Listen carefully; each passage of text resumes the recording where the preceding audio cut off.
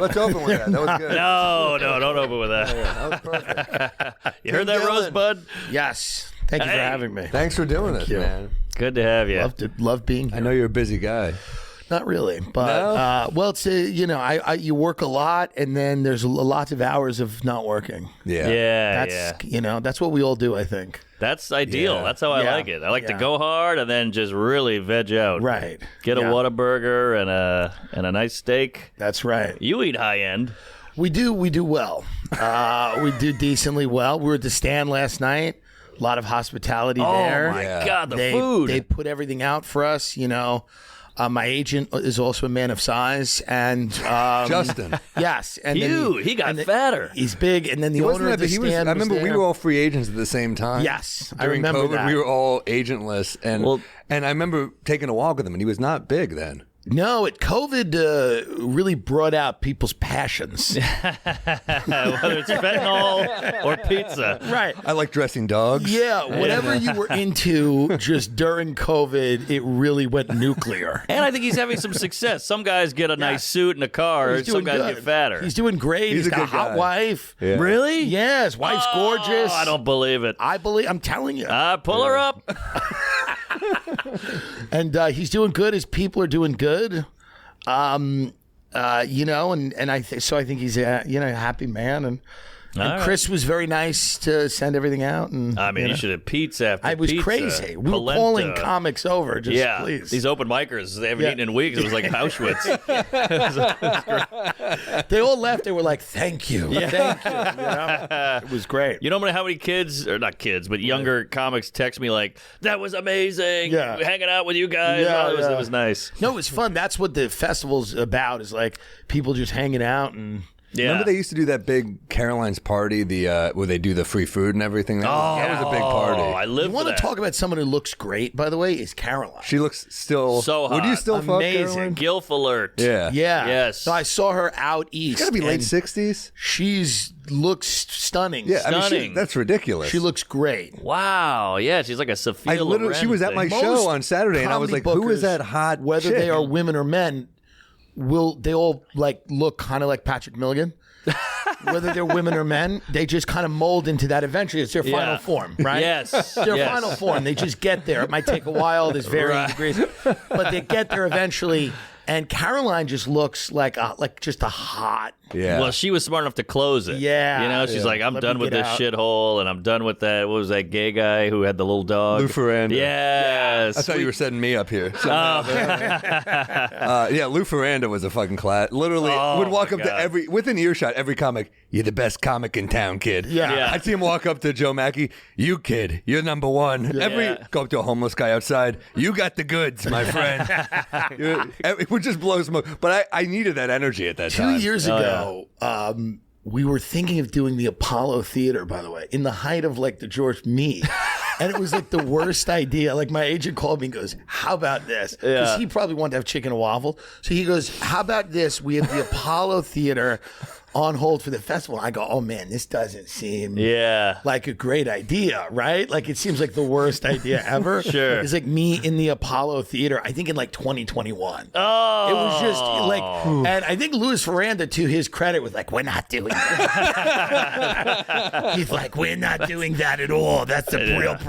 He's doing the Iron Dome. It'd be the same thing. He's doing the iron. Yeah, we're getting a lot of mileage out of that one. Have you done comedy in Israel? I was supposed to do it in April. I know. sorry. I'm still going. I got a You'll good feeling. still do. It'll Yeah, be good by it'll- April. Come on, you're in. It's winding down. It's coming down. Yeah, you're fine. I just go by tweets, so I don't know what's happening on the ground. Then it's even worse. Pete, I don't it's hard to sustain. You can't sustain.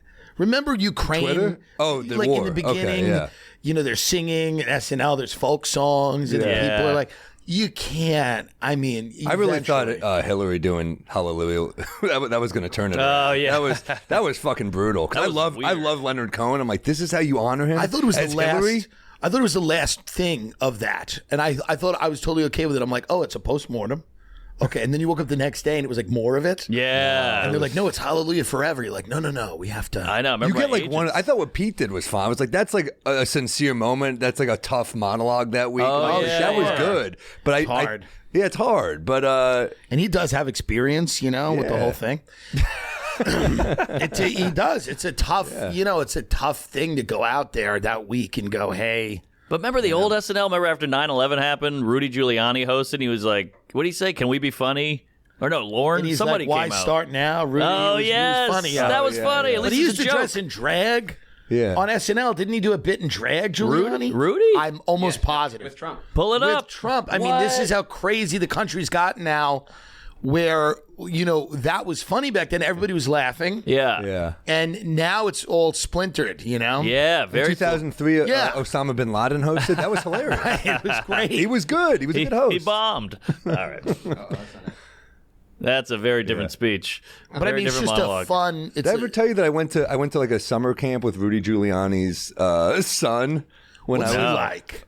there you go. He tried to kill me. He tried Really? to drown me. It was Really? yeah. We were like kind of cool for like the first few minutes, and then I think I called him fat or something. I said something shitty, sure. and he held my head underwater. He was a strong Right. fucking kid. Whoa. I mean, if you look him up, he's Listen, like, to me, you're just explaining Israel and Palestine. You know what I mean? It's like you were both in the wrong. He had a little size on you, but everybody kind of learned their lesson. Right? he had the American government on his side. Yeah, He had a couple more billion. You know. I had these eyebrows. Yeah, for Yeah, sure. yeah. It was complicated, but. There's Andrew Giuliani, and I believe Chris Farley played Andrew Giuliani in a Yes. skit once. Yes. Killed it. It was Really? great. Yes. Oh, I missed It's that. fucking hilarious. Andrew Giuliani's a typical sociopath politician's son. Right. Like if you see the eyes, like there's eyes that you just can't. God, Farley was fucking Oh, funny. the man. Kevin Neal, too. Unbelievable cast. It was amazing. It was a hot show. Remember, you looked forward to this. You ran home. A braver, better future. This guy tried to drown you? He looks like Andy Rooney in Breakfast at Tiffany's. I guess Andrew is joining me here.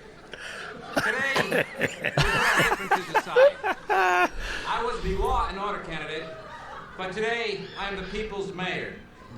When my grandfather came here with $20 in his pocket, he dreamed of life would be better. I mean, it's one joke, and he's playing it He's perfectly amazing. for Committing. Dude, when he 20 minutes. does Newt Gingrich, when Yeah. he goes to the Congress and Farley does Newt Gingrich in front of Newt Gingrich and it's amazing. Yeah. I've It's never like- seen that. Yeah, he does Newt Gingrich in the Capitol Rotunda. It's crazy. And it's just like you have everybody there. I have seen this. This It's is great. Yeah, it's amazing. It's just like He just oozes funny. He he can't. just oozes funny, bomb. like whatever he does, wherever he goes. Even his movies that missed are still They're still funny. good. Oh, yeah. Almost Heroes is a funny movie. Yeah, Beverly It's Hills got- Ninja. Yeah, Beverly Hills Ninjas. Look at this. This is already funny. I'm dying. It's amazing.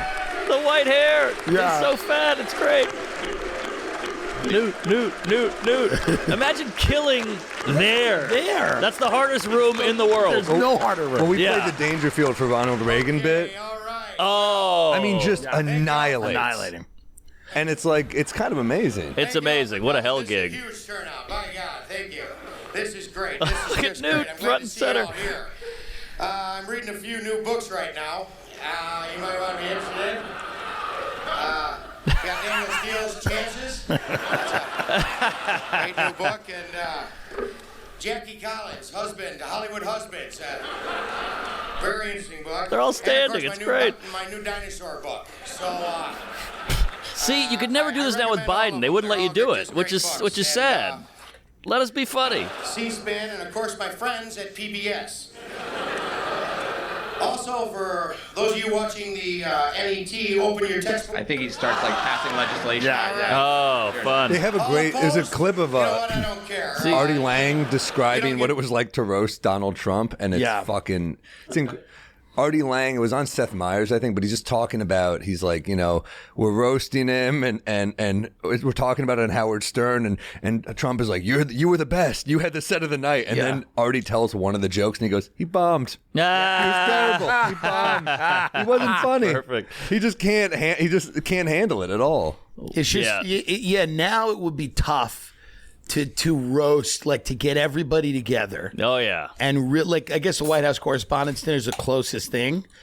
But like, you know, even then, that seems to be on eggshells more than it was, yeah. right? And you got to play ball. Like, that was the Republican committee. Right. Your agent would go, don't, it's Republican, Right, don't do it. But it's still a cool, funny thing. It's so cool, But it's your country. I think it's, I mean, the way Norm used to do it, the way Colbert did it back in the day. Yes. I mean, it's cool to find a way to bring it together. I don't know. Yeah, funny. That's what comedy is, and that's when you see it in its purest form like that, where it leaves a comedy club, leaves a theater, and it's just raw in the world, right? Yeah. And you put it in the world, like USO tours are amazing because you're in front of like servicemen who are like desperate for entertainment. They're out there. They're some of their friends are dying. It's like an amazing environment, and you're bringing them entertainment.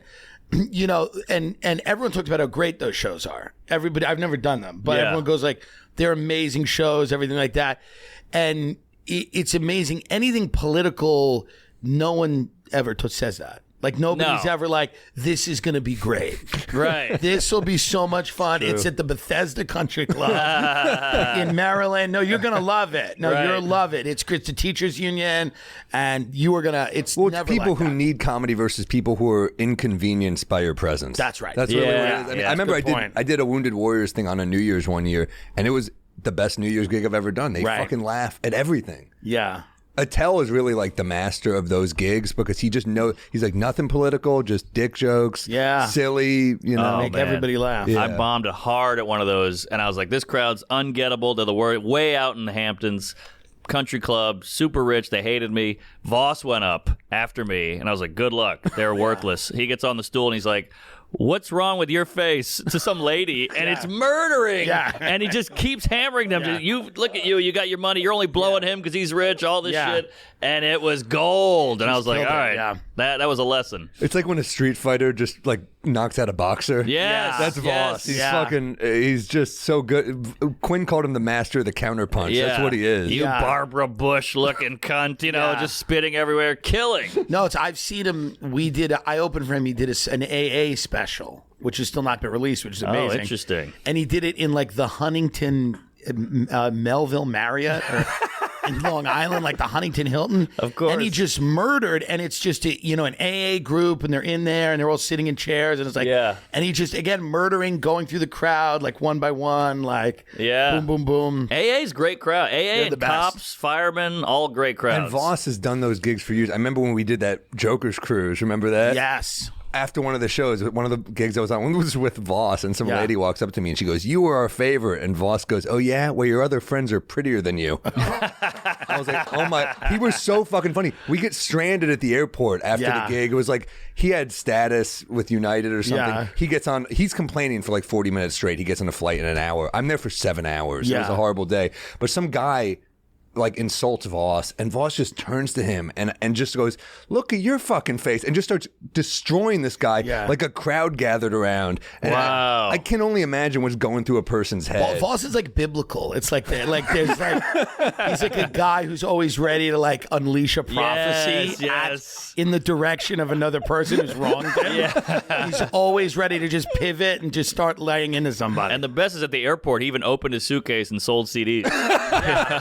But it's also you have Bonnie, who's also amazing and quick and sharp. Right. So funny. those fights have to be like the most entertaining things you've ever seen. Those kids get a front row seat. Right. It's just, until the hitting. barbs. Right. Yeah.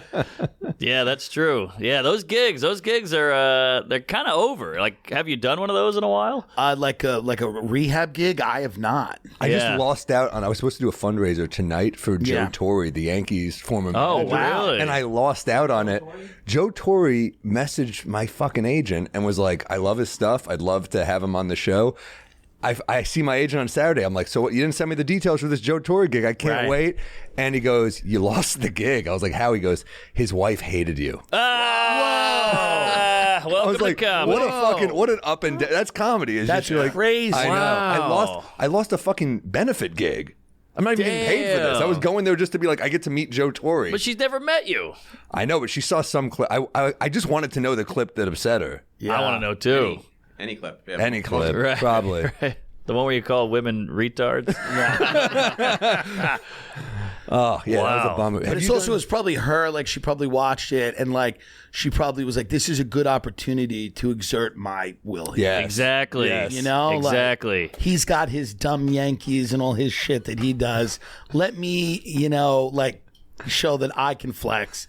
Yes. I have power. I hate the comedian. I had the same thing. I did a corporate gig in Philly, ballroom, nice hotel. They could put me out in a limo. They bought me a tuxedo, the whole thing, crazy money. I had to host the pharmaceutical awards. Oh. That was the whole gig. So I'm up there for like 3 hours with cards and like give it up for fucking Zoloft, and it's table, it's a round table. So it's 3 hours. I memorized. I had PowerPoints. It was music cues. It was a whole like a Oscars for pharmaceutical drugs. And I'm doing my first 15 minutes clean up front. I did one joke about vibrators. The lady comes up to me with the head thing, and the clipboard, and she's like, "You're out." And I'm like, "What?" She's like, "The wife got mad. The CEO's wife got mad." I'm like, "I came here to a limo. We got 2 hours and 45 minutes to go." She's like, "Yeah, Bob's going to do it." I was like, "All right." And they sent me home.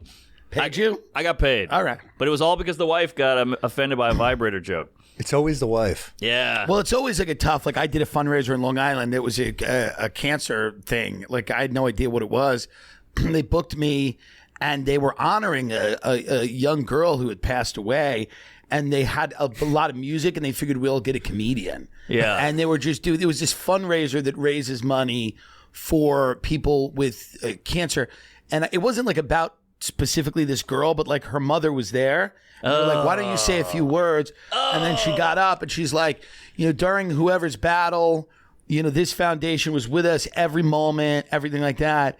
And then literally 5 minutes later, I was doing bits about frozen yogurt.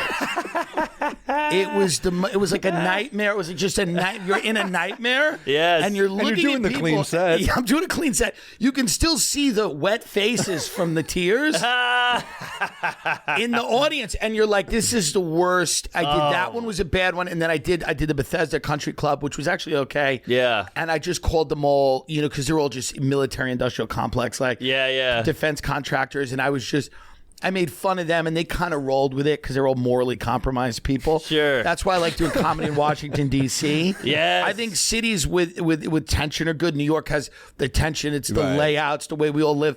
And then it's like, I think Boston has that class tension and race tension. Yeah. And D.C. has that, it's just morally compromised. Chicago. And everybody there, Chicago. Those are like the best cities. Yeah, I love those cities comedy. because they have like that pressure that's running under that Ghostbusters 2 molten slime river that runs under the city. Yes. That's what DC has the most of that. a lot of it. You ever hear the Jonathan Katz joke where he goes, "I just did a benefit for the survivors of the benefit I did last week"? Oh, that's great. That's a great line. He has some great shit. He's funny. He's a funny writer. But Hope he's all right. I think he's MS. I didn't mean to bring the room down with that one. Well, we'll do a benefit How for old him. is he? I can't be that old. Although he's in a lot of old David Mamet movies. He just Really? he co-wrote House of Games. Well, MS can also be very mild. Yeah. It's not what I heard. It's real. Well, it's a spectrum. I see. Did you watch Dr. Katz growing up? Well, he's 76. So I mean, Okay, he had a run. Hey, Yeah, he's doing all right. Was that the ice bucket, or was that something else? that's ALS. ALS. That's the worst ALS. Yeah. Really? That's Lou Gehrig's disease, Yeah, because right? that's Lou Gehrig. That's like a 5-year. It's over, and it's not good. It's like a tough. Right. But then the MS is more of a spectrum. That might have been the last time the country came together on something. Was That ice was the bucket last, challenge. and it was also showed you the dumbest activism ever. Like it was like, no, I'm doing this. Yeah. It's cold. Yes. What do you want from me? I'm suffering. It's cold. I'm in my backyard, Yeah. and we're doing this, and And it turns out it's good for you. Now Rogan does the. Oh, Yeah, that's everyone true. does That's true. We were all just.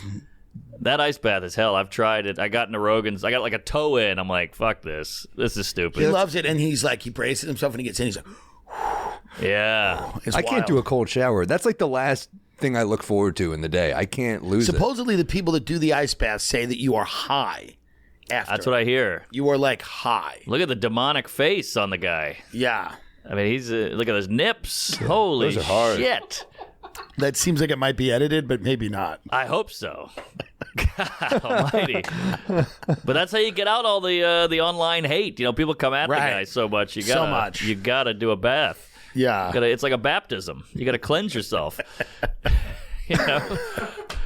It's hard. I mean, Yeah, the it's internet not is easy. mean.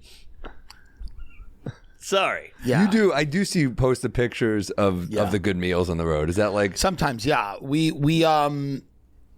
usually there's a place that we've now been or I've been multiple times. So like I know the people there. Like now like you go back to like Sydney, Australia and you have like your spot. Or you go to Auckland, New Zealand, something crazy, or whatever, Denver. But like now you have the spots where you like know the people and you're like, oh, this is good. Because in the beginning, when you're on the road, you talk about this a lot. You're walking on the side of on a street because you Cars whizzing. Maybe Ubers highway. don't come and you're like, why am I going to get an Uber? The Bob Evans, I can see it. Yes. So I just got to walk on the side of this highway like a heroin addict. Yeah. So that I can sit people in Bob die Evans. that way? A lot of people Of course, and they should. That's also the way you should die. There's no way that you should live if that's the way you're living. That's how Bill Hicks went. I don't know if you knew that. Yeah, they said it was cancer. Yeah, I don't buy it. But it was, Route so 98. then now you can go to a nice restaurant. The road's different now because you can go to a nice restaurant. You could stay in a nicer hotel.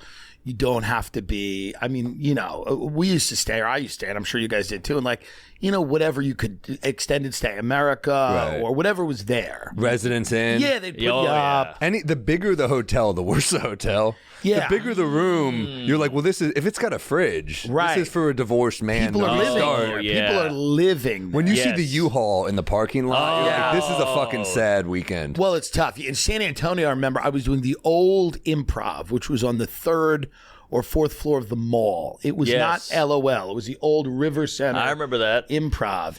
And I went in and they were like, he goes, there's 9 people. We're not doing the show. And I'm like, all right. Damn, 9's pretty good. Then he back goes like then. this. He goes, I got great news. I'm like, I bet it's not great news. He goes, there's 13. And by the way, the room sits 400. Yeah. He goes, there's 13. We're good to go.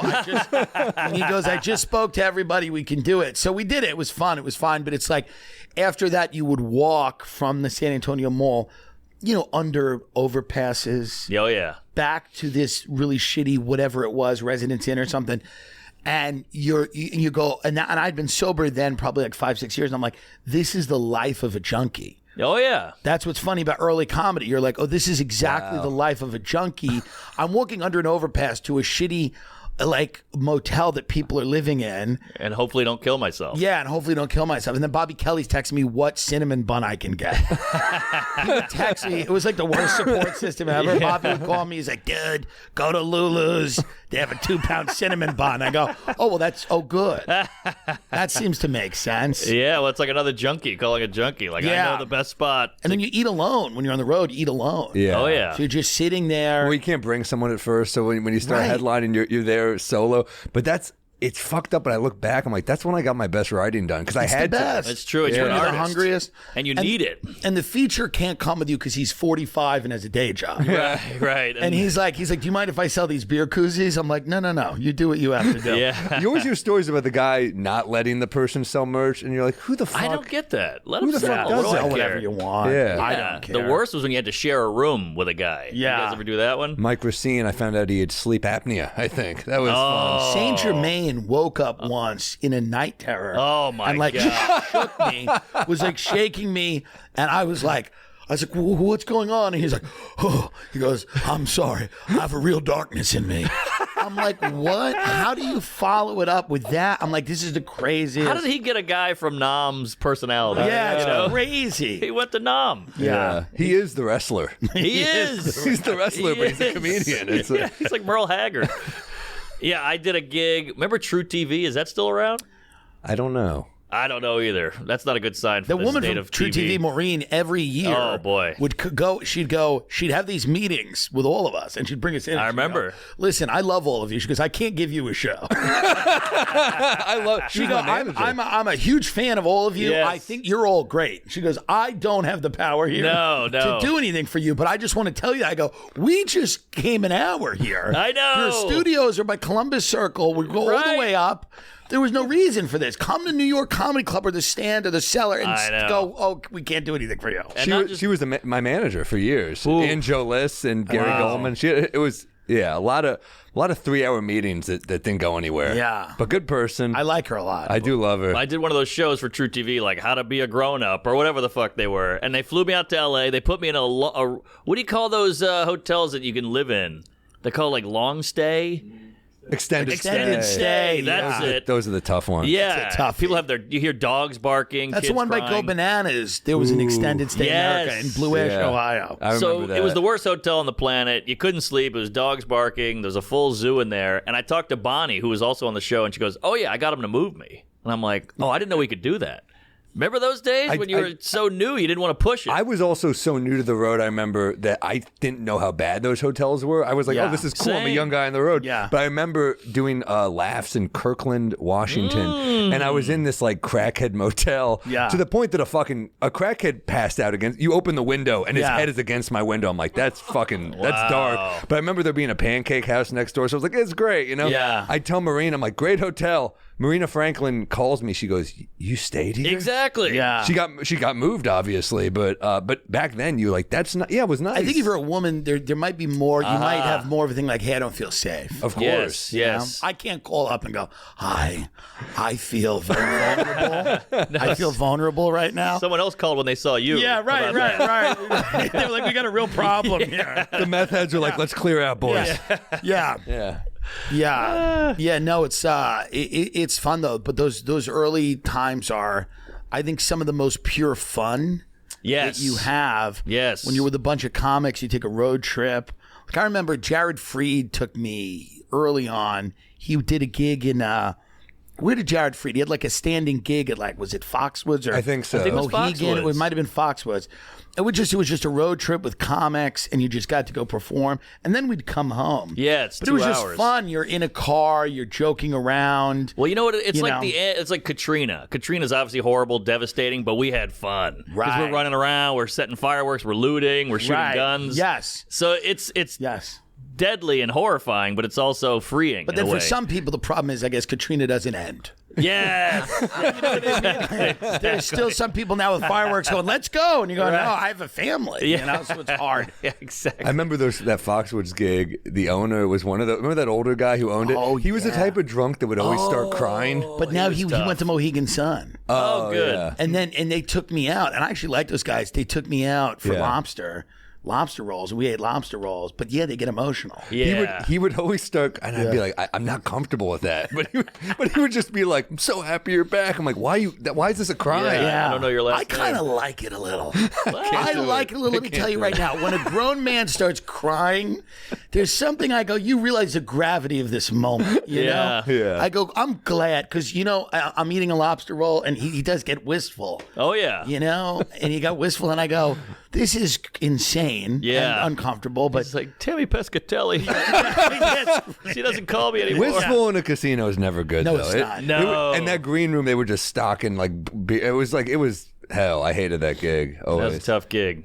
Because everybody loses money, then they come to your show and they hate you. You, me, and Chris Stefano did it a long time ago. We had this writer following us. This guy Scott Robb, who's a great writer. Yeah. He wrote a bunch of guy from Cleveland, very very bright guy, and he was in the green room. He was like, they treat you like the way they talk to I us. He was know. like, this is crazy. I always think if my parents could see this, they'd be like, come on, what are you doing? But now it's Yeah. great. Now it's fine. now it's good. You get there. You graduate. It takes You're all a connected while. through a struggle, which is kind of interesting. Yeah, it's boot camp, baby. I call it Mein Kampf. Yeah. People in Gaza listening to this going, oh, really? We're like, it's like a war, really. You play a strip mall? I'm in the strip. I'm in the strip. People are like, really a struggle, huh? Okay. Right, It was fun. It was It's fun. It's the hardest things are the funnest. It was so fun. I lived in a 5-story walk up on the 5th floor. I had a shower in my kitchen. And I know who you lived with. And at you this know who time. I lived with, Yeah. and that was, woof. Oh, yeah, And Cosby. and it was Cosby,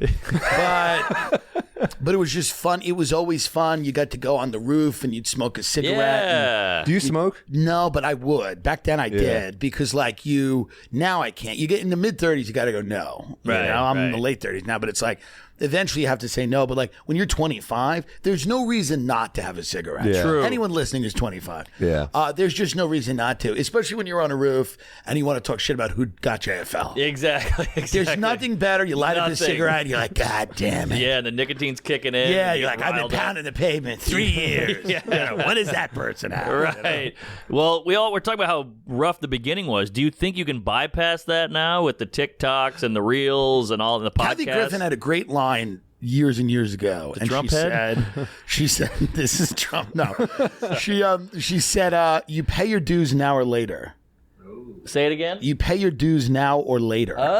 So what's interesting is like, that's great. I do think there's gonna be a time in every career, even if it is a rocket ship, Right. where you're going to level off or something will, you know, like Interesting. I do think eventually you do it. You can't avoid it forever. Right. You might not have to go to do what we did. But again, we're admitting what we did. And it's fun. Yeah. Sure. The dues some people have to pay aren't fun. Imagine, because here's the deal. Some people are going to get really successful early on and make a lot of money.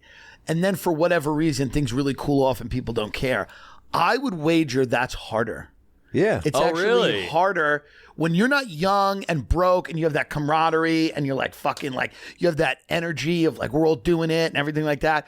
But when you just get to a certain point and, you know, because some of that's isolating, right? Some of the like succeeding and all that stuff can be isolating. True. And then having to pay those dues or figure something out Right. might be harder. You That's a might not. great You might point. not be equipped. I mean, when you're younger, it's like you're building towards it. But if it just hits you at like in your 40s, it is weirder. Right. And everybody kind of turns on you when you pop quick and don't have to do all the dues. But that shit. I think that's just instinct. I don't like it either. And you got to fight it as a comedian because You gotta fight it. Because sometimes someone will pop and you're like, why? I'm just being a contrarian because everyone is obsessed and they're like, be like, this is the greatest, and you have to be like, it's fine. It's fine. It's not I the think greatest. It's not bad either. I think that people are invested in like a certain thing, whereas like a certain sequence of events of people that have paid their dues. But again, it's like there's things people are doing that we're not seeing. That's the other thing, right? Really? There, you know. Sorry. There Yeah. are people. But like, yeah, you know, you're that's right. part of it, right? It's like, you know, it's like, who knows? People do things and that we just don't know them, you know? Yeah. Like if some guy's a magician for 5 years and then becomes a comedian and does really well at it for 2 or 3, it's like the guy was you know what I mean? I don't know if that's ever happened. Yeah, but everyone's. You who don't. knows? I mean, I think people. If you don't know a person, it's harder. But if you know that they're fucking hustling, There's a you love it. documentary Yeah. called Magic Camp. I say that to say this. I always have an agenda when I say something. There's a documentary called Magic Camp, and it's about these kids who want to be magicians. Yeah. And it's so sad because like here it is. And I saw it years ago. And they're all trying to be magicians. And succeeding as a magician, there's like 2 guys that have residencies in Vegas. Exactly. And then everybody else, their success is like, I drive a Ford Windstar to a birthday party. I get out in the back. I do the thing. People are happy. We are lucky in the sense that we are in a thing that when it can be good. Like when you are a magician, it really cannot be good. And there's three guys. Yeah. There's like 3. It's like David Copperfield, Lance Burton, David Blaine. and David Blaine. It's all Davids. And Chris Angel maybe. Oh, But he's Penn like a and Teller, mentalist. but they're kind of Penn and comedy Teller too. do it, you know. Yeah. That's 5. But or we're 6. talking in history now. Yes. So it's like imagine if your passion there was no root. Here there's a root. There's a root. And there's a lot of us. And there's a lot of people doing great. So there's a middle class in entertainment, unlike There's a middle ever class. been. Yeah. People are like, so I always look at it like, I'm lucky that I didn't want to do something that was so, even actors, when you're just an actor.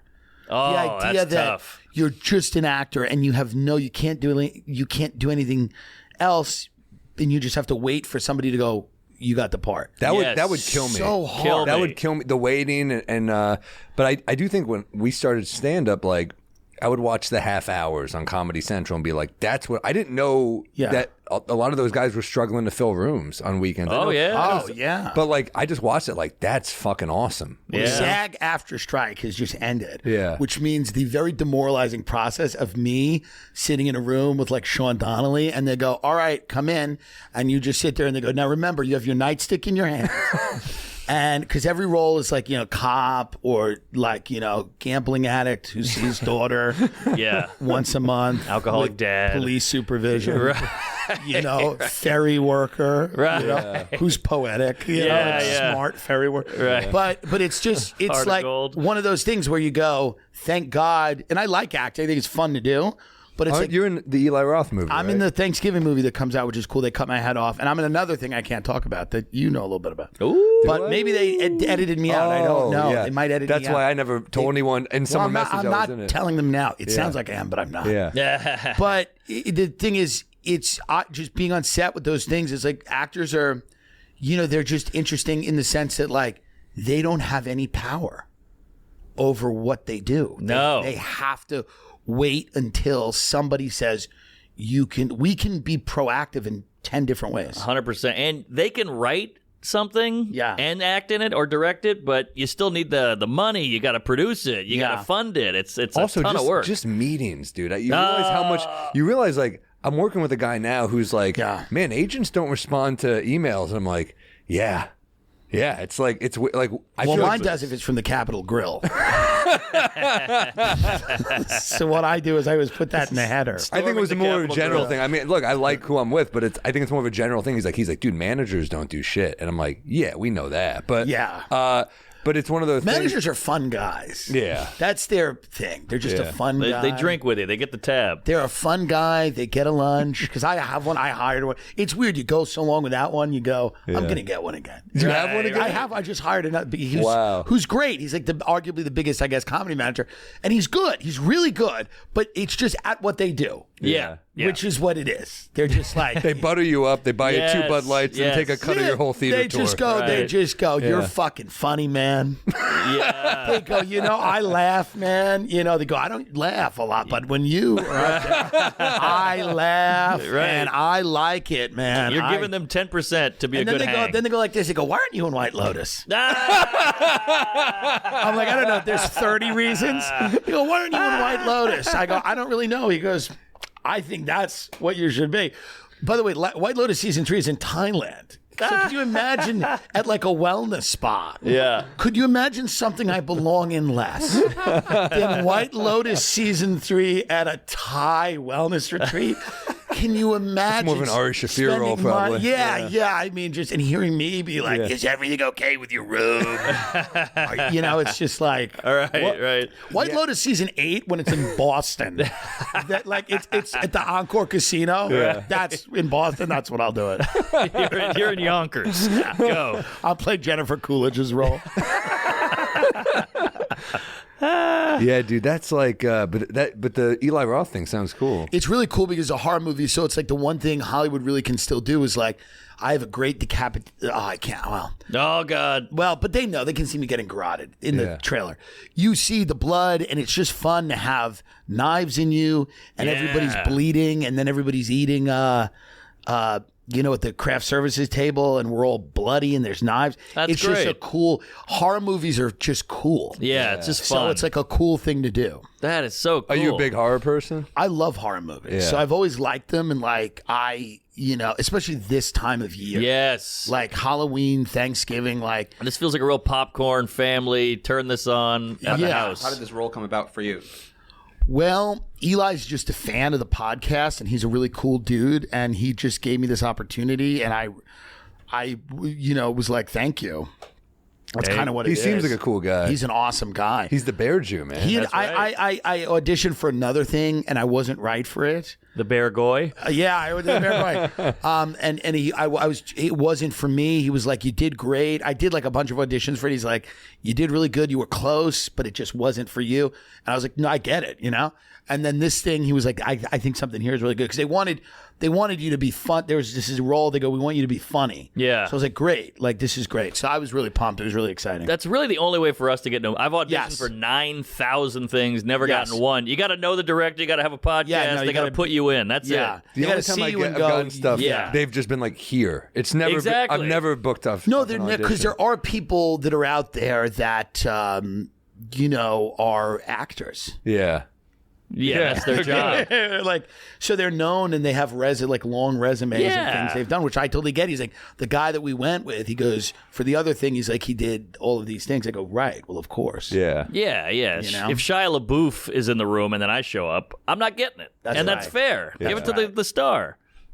Just the same hair. That's great, man. That's great that you're in that. Well, it's fun and you know, I think it's good. And the other one was hard. The other one I was in was hard, and the director was yelling at me because I was not remembering the blocking. Ooh. And it was tough. I had a similar thing. And he was yelling at everybody, but he's yelling at me. He would come up to me because I don't know why you're fucking this up. And I'm like, I'm sorry. And he's like, he goes, it's not hard. You move the book 70% across the desk, 80% it's out of frame. You turn around and deliver half of your line when he opens the door. You wait for him. You deliver the other half. When he picks up the phone, you start to say the second part of your line, but you're looking around. Yeah. And then you finish the second part of your line. Okay. And then he's like, you wait a while, but not too long to do the third line. What's the fucking problem? Let's go. You and forget everything. And there's 80 people watching you with cameras. And I'm just like, and there's some of the biggest actors in the world around you, and you're just like, oh my God. Like, it's hard. Yeah, they're like, how hard is that? Well, last night at my job, I was drunk. So Right. the other thing's easier. That's what I felt like when I did America's Got Talent. They're all like stretching and having to be in the perfect place. And I remember being like, oh, I can be wasted. Right. Like, stand up is loose and fun. Yeah. And this is so, you miss one thing in acting, you're like, yeah, it's tough. It's really weird because we're such stand-ups. We work so hard at it. You hone it, and all they want you to do is not be a stand-up all the time. Like a morning show. They're like, hey, don't say anything you would say on stage. Like, that's my whole thing. Yeah. But that's these business. morning shows, we're also there. We're watching. They're at the end. There's like 3 of them left. That's why I like doing them still. It's great. It's going to be like a relic. I'm glad that we were the last maybe generation of people to do that. Like morning radio, New Day Cleveland, his legendary thing. Like, it's funny to watch these morning shows because they're over. So pointless. And they're pointless. And like the people on them don't even, like I remember when you grew up, like the morning shows, they would kind of be attractive people. Oh, yeah. Now it's like slobs. Is it really? Yeah, they're not. They're like sitting there and you're like, what? Like, yeah. And they're not particularly charismatic or anything. It's just like it's the bottom of the barrel. It's what's left. Yes. It's what remains. Yeah. It's like a dating app after 50. Exactly. They're just like, let's throw these 2 people out. Well, the phone takes everything away. It used to be, I need to know the traffic. I need to know the weather. I need to know the news. And now I have all that on my phone. Why do I need to hear it from And it was Boston radio shows, Maddie in the Morning, right? All these things like, Lauren and Wally, like these old school. They're in your car. And I love that, especially because we podcast and stuff like that. Like the history, I feel like, of radio and broadcasting and the history of stand-up comedy always kind of had, been complementary, right? Stern and O&A and the whole thing. So like those Preston and Steve, any of those shows that can help you sell tickets. When you go on in the beginning, if you are funny on those shows, people are listening and you can sell tickets. So it's like, to me, it's interesting seeing like how that evolves too. Oh yeah. And there's the good ones are still around. The good ones It's are still always there. changing. Like Lucille Ball, that was like a radio person. Then it's I Love Lucy. Like the business is always going to be changing. And it's a good thing. You got to adapt to your fucking. And shit done. Comes back too. Yeah. Blackface. Yeah. Lucille Ball, racist. It's back in. Yeah. Well, she had a Puerto Rican hubby. Yeah, Cuban. it's true. Cuban. It's fair. Sorry. White Cuban. Yeah. White Cuban. that was controversial at the time. Yeah. Who had that funny joke? It's like back in the 50s, you couldn't have a pregnant woman on TV. That was like edgy. And then now you can't say woman on TV. Yeah, I can't remember who had it. It was a funny bit. So I brought it But up. there's nothing new. It's funny. There's nothing new to be. There's no edgy now. Oh, you can always go edgy. You can always go edgy. Edgy now is like being religious. Right. It's a good point. Right. It goes the other way. Yeah, exactly. Because all the young kids now are like devout Catholics because it's the only way to be like, fuck you, mom. Right. Because their mother has like green hair. Yeah. And, and they're like, fuck you, mom. I'm a devout Catholic. They're saying the rosary. That's how they piss their parents off. Yeah. Right. Nuclear family. Whoa. Yeah. They're like, what? Yeah. It's interesting. Yeah. It all comes around. Would you ever adopt a kid, do you think, either of you? I don't know. Adopt? I don't know about adopt. It's a real lifestyle change. Yeah. Kids are weird because all our friends are doing in vitro or whatever it's called. Yeah. It's like $10,000 a pop. They really want a kid, and then all the other people I know are murdering, like they're aborting. So kids are really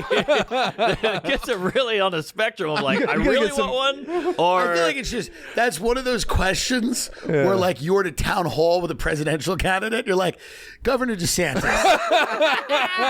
let me ask you a question. Some of my friends are doing in vitro, 10 grand a pop. Other ones are murdering, aborting. You know, where do you stand? How do we solve this? I know It's hard. There's nothing in the middle. I always think about getting a dog. I always see a dog in a window and I go, I should just get a dog, right? Because they're great. And then I'm like, I travel a lot. I don't know if it's fair, whatever.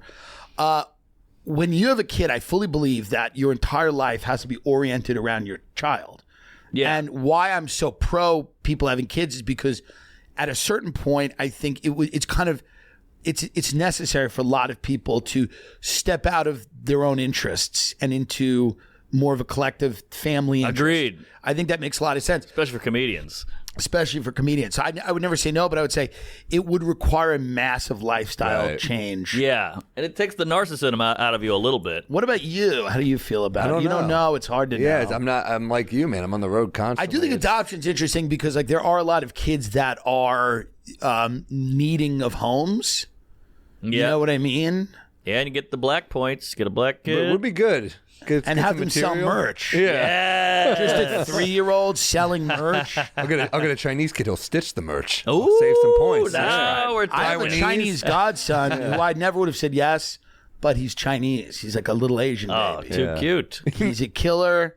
He's Asian, and it just intimidates people when they see an Asian Of child course. because they know he's the future. You got to get a Palestinian kid. Really mix it up. Ooh, you got Good a pally? conversation starter too. Yes. I don't hate them. Look.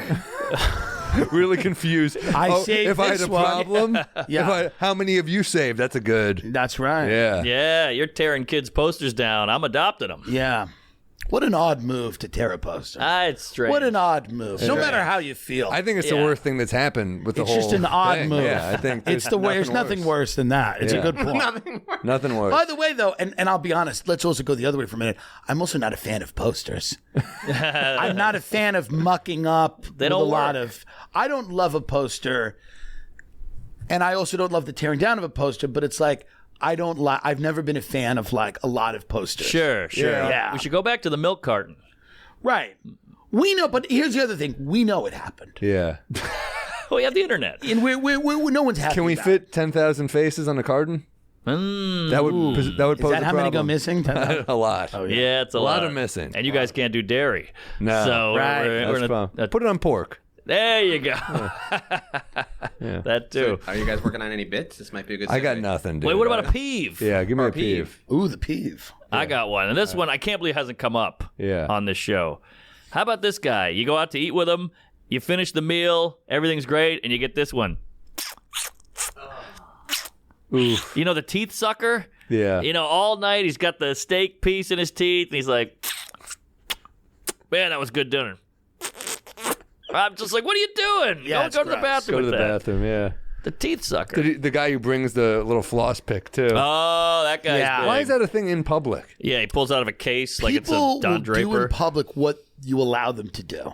Like people really will, unless you push back. If you look at plane behavior, how that's degenerated. Oh, my It's God. gotten bad. It's degenerated to a point where people are having fist fights. Yes. They're naked on the plane. If you don't push back, That motherfucker's not real. right, they're AI. They're having abortions on the plane. Likeness, yeah.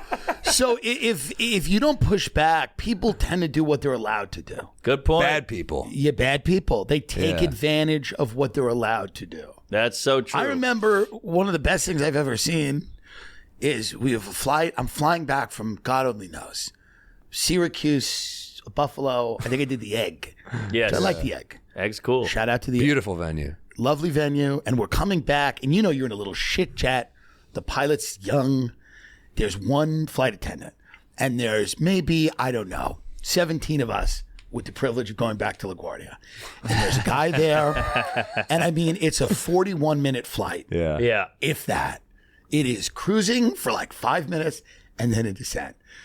A guy goes like this to the flight attendant and goes, yo, you got any pancakes? to the attendant or the flight attendant. Swear to God. She goes, no. He goes, all right. And then he turns to his chick and he goes, that's kind of fucked up. She's got a griddle back there. What are you doing? Yeah, like he thought there'd be a full breakfast. It's a 41-minute flight. He goes, yeah, it's a little fucked up. It was just funny, the injustice. Yes. Yeah, it's kind of fucked up, That's kind of fucked up. You know? And then for a minute, I agreed with him. I'm like, yeah, why not? But that's how it happens. That's it. Because you start being unreasonable, it can spread. Yes. It can spread because when someone's being unreasonable, it is hard to go against them. Right. It is much easier to join them and go, I would like a pancake. Right. You forget the mob. You forget You how become a part of the insane mob. You become a part of the mob. And the mob wins if they get the numbers. Yeah. So that is scary. I think it's connected a lot to the social media shit, though, because just being an outrageous asshole will get you retweets now. Yes. Squeaky wheel, baby. And it does turn, when you're on a flight, you become that. You're like, yeah, I'll be an asshole, too. Instead of being like, you're an asshole, it's easier to be like, I'll be an asshole, too. Right. I'll pile on. I'll pile The on. guy who takes off the shoes next to you, and you're like, you haven't taken a shower in I know. weeks. Right. You got smell your like foot fucking between the shit. seats. It's Yeah. crazy. But that pancake guy is online. He's the one commenting on your I'm shit. sure you guys saw the video of the guy leaning back on the flight, putting his hands behind the... Pull it up. You've seen that? The hands behind the I have not seen chair? this. I mean, it's just... That's it's a TV. fucking pig. There's It's a a TV pig. back there. That's crazy. What's he doing? Let's see this. Is it a bit? Yeah, it's a Is video. this because flights got cheaper? What happened? Well, Janelle James had a great joke. She goes, bus people are flying now. And I think that was good. That was on her Netflix. That's I thought that hilarious. was a good way This to... isn't it. It's the most wonderful time of the year. Nobody wants to spend it in the kitchen. With Factor, America's #1 ready-to-eat meal kit, saving time is a total breeze.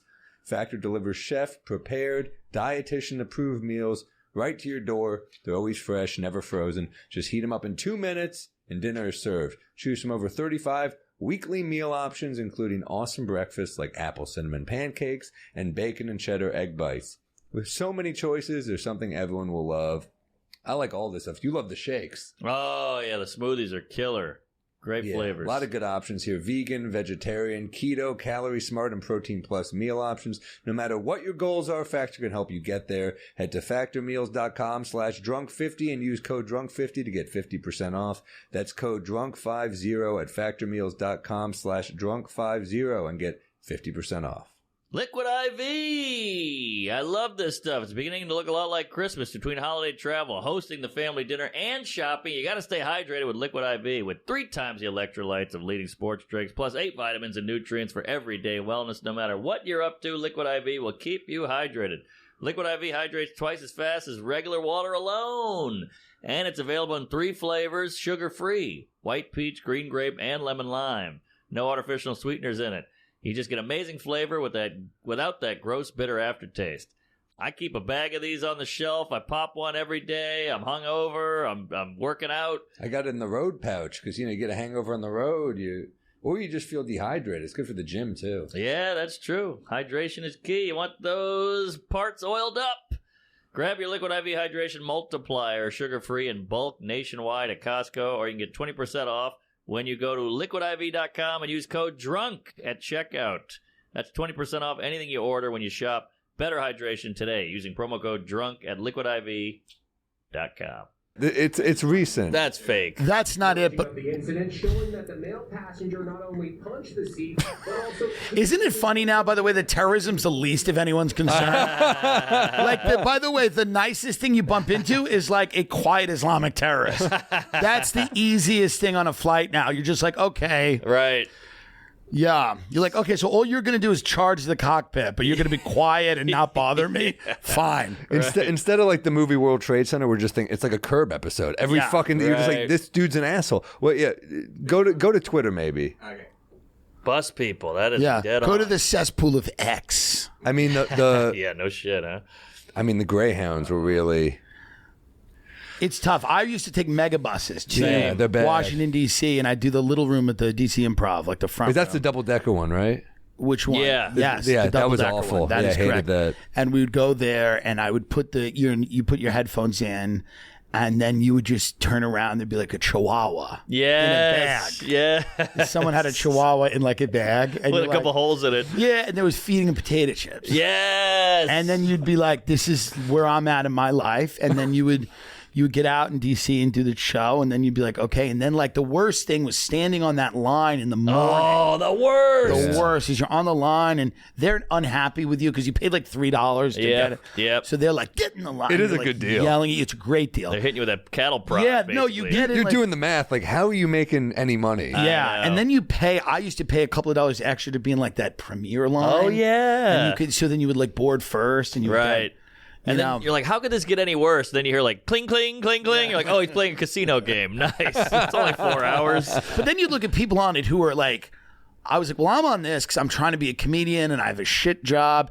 And then you look at people in their 40s and 50s, and you're like, oh. Yeah, he's seeing his daughter. So he's going because he got a lead on a job out of state, but doesn't want to put money down for the room rental until he knows if he gets the job. So he's got to go and hear about this job because, you know, he just got out of jail and it's been 7 years. And if he gets this job, he's going to take a room rental in Baltimore. And you go, this is tough. That is tough. Yeah, I remember taking it to Baltimore too. You get the move back then was you take the midnight bus back. I did the same. Because instead of having to pay another hotel, so you take the midnight bus back, and that's when you see the fucking animals. That's when the freaks come out, my friend. It's full on drug mules. Yeah. So the bus is people from Baltimore and low end drug mules. You're not getting Johnny Depp in blow. their fat pussy. It's fat mules. Yeah. And then they go, it's right. And then they get out at the Port Authority. Oh yeah. And we're all getting out at the Port Authority, and that's the final stop in New York is Port Authority. Right. Yeah. So then you just get let out at 3:30, 4 a.m. Oh. The nightmare of nightmares. And you're like, great. And I lived, thank God, on 45th between 8th and 9th. So I would just kind of like scurry to my thing. But yeah, I mean, it's just a nightmare. It's a haunted house in there. That was back then when you'd have a girl, I'd have a girl waiting for me, and she'd be like, "What are you doing with your life?" And you have to be like, "I don't." It doesn't add up. I'm trying to make it. I'm living my dream. Yeah. Yeah, the worst was Feng Hua. That was beneath Megabus. I never did that. Those were the Chinatown. That was the $1 one? It was $1 to go to Boston, but it took about 3 days. But man, that was tough. It was like a cage of chickens. Me and Sarah Tolomash used to take the old school Uber pools. Yeah. Oh, yeah. Because we both lived in Astoria. And here's what the old school Uber pools would do. They would never stop picking people up. Yeah. So what the Uber pool was, it's like there were times when me and Tolomash would sit in a car for an hour. Yeah. After our spot at the stand, right? We would have been home and asleep if we had taken a drink. know. But like they'll just keep circling Murray Hill, and it just doesn't end. And then eventually, I think, is Uberpool done now? It's got to be. It's got to be it's done. a speed date. COVID after just got meeting rid of people. it, right? Yeah, I think LA, so. it was fucking bad in LA. Yeah. Oh, it's a nightmare. I wouldn't think. I'm like, I'm just trying to save money in between meetings. Dude, back I've been then. in an Uber pool in LA, and an Uber pool in LA starts to get weird. Like you would get in, and there'd be two people like, "Hey, what's up?" And they'd be like, "Hi," and everyone starts talking. You know, Yeah. What are it's you like this is pitching? kind of, and then everyone. I've been in them where people start exchanging numbers, and you go, "This is crazy." They're networking. I got in once, and a girl just got in and was crying, and I was like, I'm not touching this one. But by the way, we're going to explain this to people. It is one of the funniest things Yeah. to explain. It's good. Also, Airbnb, which I think is on its way out a little bit because I think people are realizing the insanity of What going happened this- with you and Airbnb? I'm not allowed on the platform. There were two lesbians. They had a house in Joshua Tree. We cooked a dinner. We had fried fish. We had burgers. We had baked beans. Nothing crazy. Americana. And what happened was these women made me pay a cleaning fee and then also just destroyed me in the reviews, gave me a horrible rating. And we didn't do anything that bad. It was just some dishes, right? So I threatened to kill them. And I didn't, not directly, but I was just like, I hope, in a funny way. Like, I hope the house doesn't burn down. I called them desert dykes. It was a whole thing. It was a whole thing because the cleaning fee, which is again why Airbnb is tanking, has lost half of its value. It's almost over. Yeah. Because people are going, why am I paying you $500 for a cleaning fee, which is 2 weeks of a cleaning lady? Yeah. And then you're hitting me because there's 4 dishes in the sink. Right. This is crazy. So I'm banned from Airbnb. They won't let me back on. I've had big people try to get me on. It won't work. Wow. And it is what it is. I don't want to go to some stranger's home. I've never done it. The insanity of it. During the pandemic, hotels were, the restaurants were closed. Everything was, all common areas in a hotel were closed. They didn't have maid service. It was weird. I get the appeal of an Airbnb. Oh, there's a pool. We can sit outside. I've had some good ones. Yeah, maybe like There's Phoenix. some You go to good ones. Phoenix, Right. you get a nice But house. now the amount of rules, how weird they're being about everything, the weird voyeuristic things with the cameras everywhere. You don't know who's watching you. I think Airbnb is going the way of Uberpool, whereas when we describe it to people, it's going to sound insane. They're going to, because you just got in a car with strangers and they would get dropped off and then another stranger would get in and then you're on a queue to get dropped off eventually. Yes, exactly. In a tiny little car. I mean, it's crazy. It's the same way showing up to an Airbnb. I've showed up to Airbnbs where it was clear the family was living there up until when I showed up. Yes. Like 10 minutes. Yes. And you're like, oh my God, like shower was still steaming? You're like, what?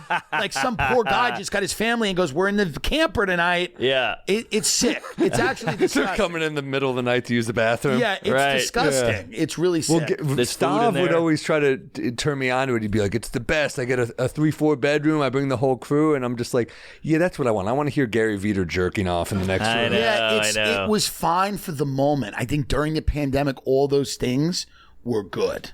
Where you were like, yeah, we got a house. Now, what if we lived in Houston? It was also like people were vacationing in like other alternate realities. Yes. So they were like, what if I lived here? That was the pandemic. And the pandemic, everybody's like moving around. Some people bought houses other places. Some people were like, what if I lived here? You went to Austin for a minute. I lived in Austin for a while, for a year, you know? And you hated it? I couldn't do it. It wasn't for me. I love my friends that live there. I love Joe. I love the club. I just am not a guy. I like oceans. I like just where I kind of grew up. Like, I love New York City. I like LA. It took a while to like LA, but I do like LA now. Would you ever come back to New York? Where? To New York? City? Of course. I would come back here, sure. Really? Well, for sure. Austin's a college town at the end of the day. Austin's a college town, and it's but I get it. I get why people are living there. I'm not a huge fan of the burbs. Same. So it doesn't mean I hate them. It means that, like, it's not for you. LA suburbs aren't burbs. Do you know what I mean? I could get to Sunset Boulevard real quick, and I'm like, this is a city. Yeah. It's not New York. It's not a Miami, Chicago, New York type of city, but it's a city. Austin is a tiny little city surrounded by a lot of sleepy suburbs. Mm-hmm. And if you're into it, like if you like, I have a family and the kids are playing soccer and stuff, it's great. But for me, it's just I like a little more stuff going on. Yeah, no, I get that. It gets old quick because you can do everything in 2 weeks in Austin. You in LA makes sense to me. You in Austin didn't really make sense to me. Yeah, I like You're LA. like a guy who soaks up culture and I see you getting like funny Hollywood stories. Yeah, in LA. I go to dinner with people like and Soder will talk about this. Like, I take meetings with people, which nothing's ever going to happen, but I'll take meetings with very high level people. Who's the most high level person? I don't know, president of CBS or something. Okay. And I tell them why they're wrong about everything they've done. Les Moon. And they kind of nod and they go, I kind of understand what you mean. I go, I know the funniest people in the world, and you guys are fucking it up. You're throwing it away. They need to hear that. And then they go, yeah, you're probably right. But they go, what do you want? You know? And I go, yeah, right. Yeah. Because the deal is, it's like changing the government. Right. People don't realize, right? So it's like, those companies are big cruise ships that you can kind of tilt a little bit like this. Sure. But I always say, like, I know the funniest people.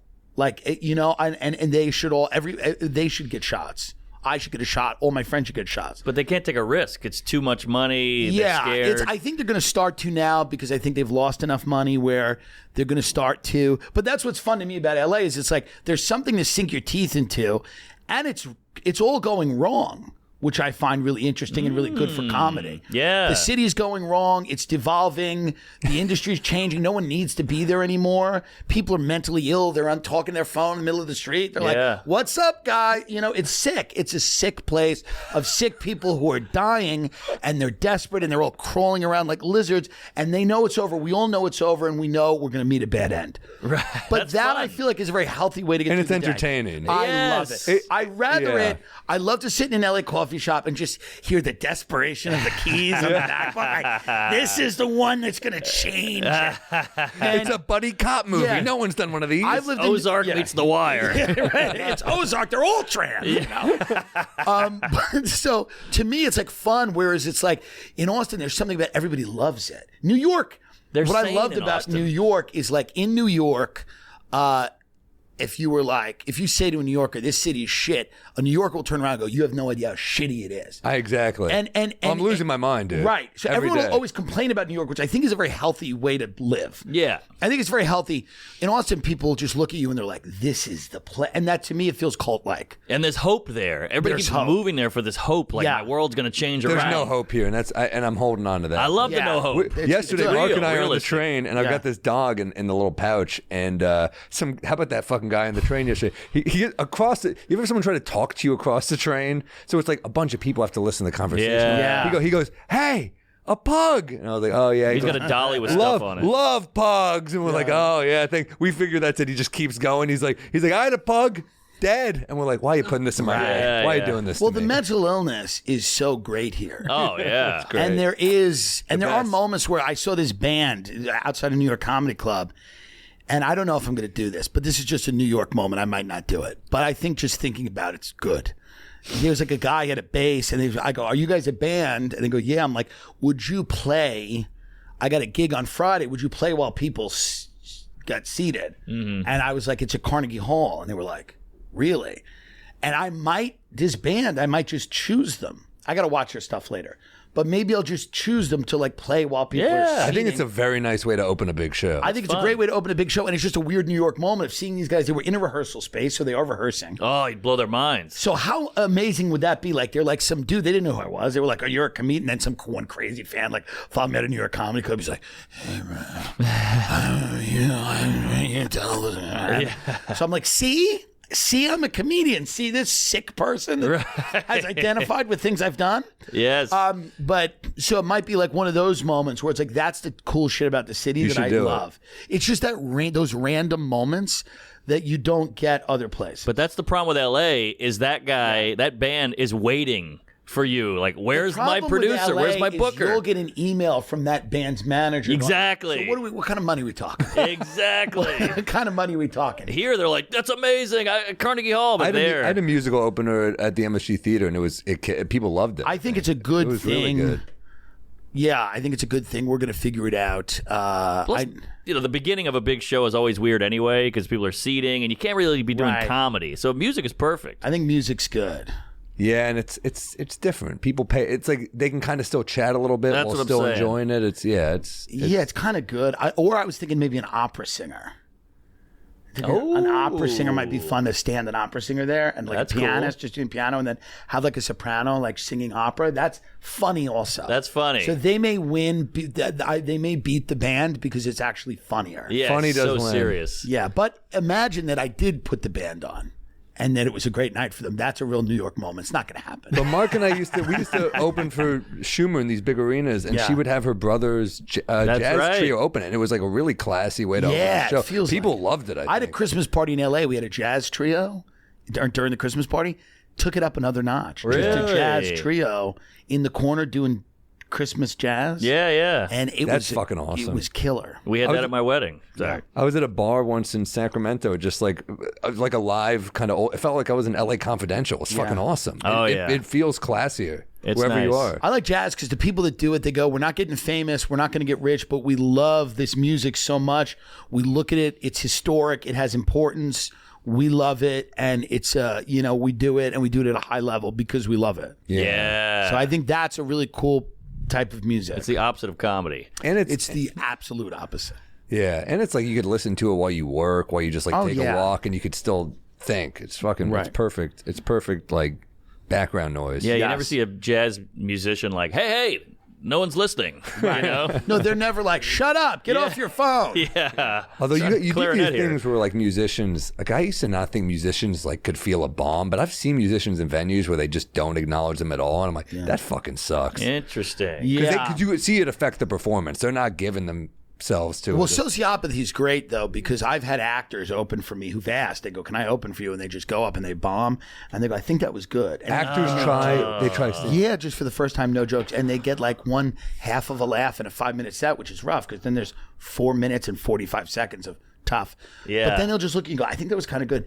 So, you never know how someone is internalizing it. Oh, yeah. Some people have no self-awareness at all. Like, it's one thing to be a really chubby person and wear like really provocative clothes to make a point and go, fuck you. It's another thing to think you look good. Yeah, of course. There are those people who go, no, this is hot. And you go, oh, you know, as Christopher Hitchens said, how far the termites have buried and how long and how well they've dined. you know what I mean? Like, that was powerful. He had some good ones. I mean? Yeah, it's like some people just are not. So you're looking at them going, oh, I'm in the room and I'm watching this person. But a lot of them are just like, that was great. Because we've all seen comics on stage where like they're not in the room. Of course. Yeah. And those are the people you're lighting 8 times. Yes. They don't know. They get mad too. They're like, I got it. Yeah. And you're like, well, you're doing 24 when you were supposed to do 7. So you got So they don't know. Yeah. Like my manager said to me, he goes, you know when you do a 7, you know when you do a 4. He goes, the awareness is key. It's key to know. Of course. It's key to walk off stage and go, okay, that one was great. That one was very good. Awareness might be more important than funny. Oh yeah, it's huge. Because if you're funny but you don't know when, or I mean, you're not funny. Yeah, that's true. Awareness is huge. Awareness is big, and also and the delusion in this biz is bananas. Well, the thing is, you need it. You need it, which is interesting. Like you need it in the beginning. You need it in the beginning, and you don't know how much of it you need. You got to find the level of it that's good. Yeah, and then you just got to tinker with it, and then you know it's helpful. It's one of those things where it's like. It's necessary, but it can also kill you. Yeah, that is true.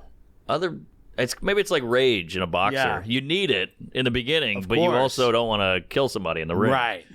Yeah, you got to know. Because you got to believe these things are possible when the evidence is saying they're not. Yes. Like it's one of those jobs where you tell people for the first few years that you're doing it, and it's like it's a polite. They go, oh, that's good. Yeah. That's nice. We were talking about a comic last night. It was me, Mark, Colin Quinn, and Jim Norton. We were talking. Quinn was telling a story about this comic who's like, I got the perfect opener for any benefit. And Quinn saw him do it at a benefit, and it ate shit. Right. Yeah. And then he ate shit.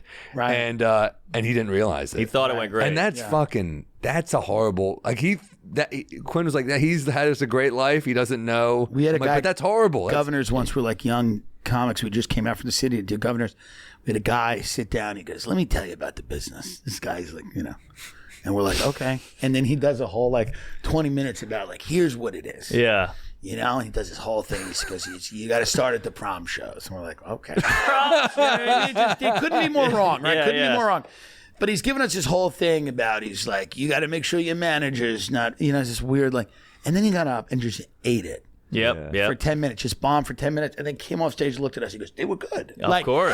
So the level of insanity is high. Well, how many comedy teachers, there's these comedy classes, Yeah. the teachers are always bombers. Well, Jessica Kirsten did one back in the day. Oh, she did. Imagine having her as a teacher She taught? when you're an open I didn't know micer. she taught. There are exceptions. I'd say it's 99-1. I took one when I started, and Joe Mackey was in it with me, and at the time, and I guarantee it was funnier than the teacher. Probably. Were you in that famous one? It was Racine. No. There was one where it was like Racine to Steph. There was like a big one that a lot of people. It was me and Mackey and no one else who did it. But at the time, you're like, that guy's fucking fun. Random people. You're like, that was good. I mean, well, there's all these people that you'll see at an open mic, right? Who are really funny. Yeah. There's some people. Some of the funniest people you'll see, you just see like twice.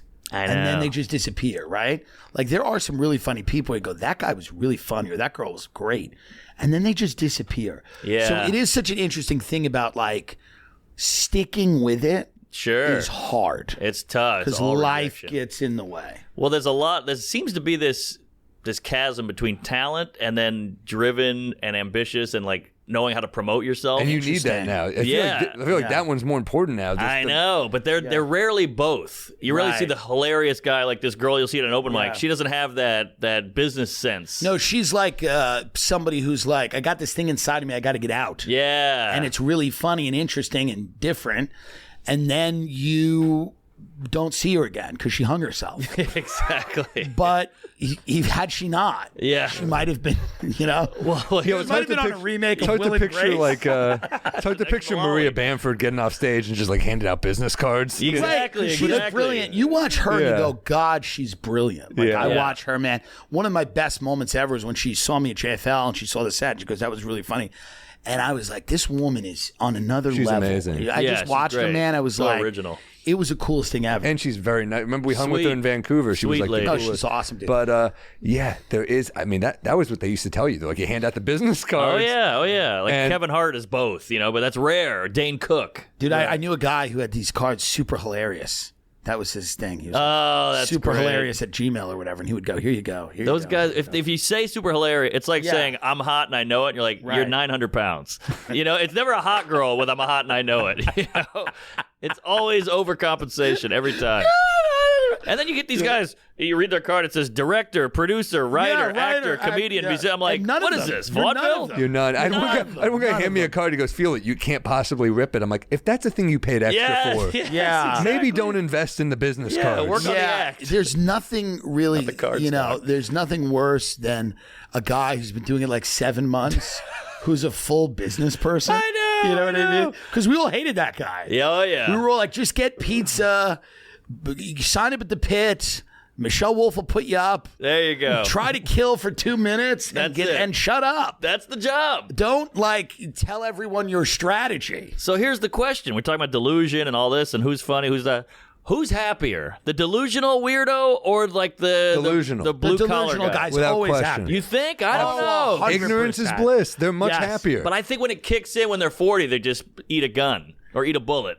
I know this one guy from Long Island, right? He did like song parodies. This is the funniest thing. Okay. He's been a right-wing guy forever, right? He has nothing ever going on in the business ever. He's doing a Facebook Live one day. It's one of my favorite things I've ever seen. He goes like this. He goes, I'm waiting until there's 100 people in here before I because I got a big announcement. He goes, I got a big announcement. I'm going to say it. I don't care. Oh no. He gets like 50 people. He goes, we'll go with this. Yeah.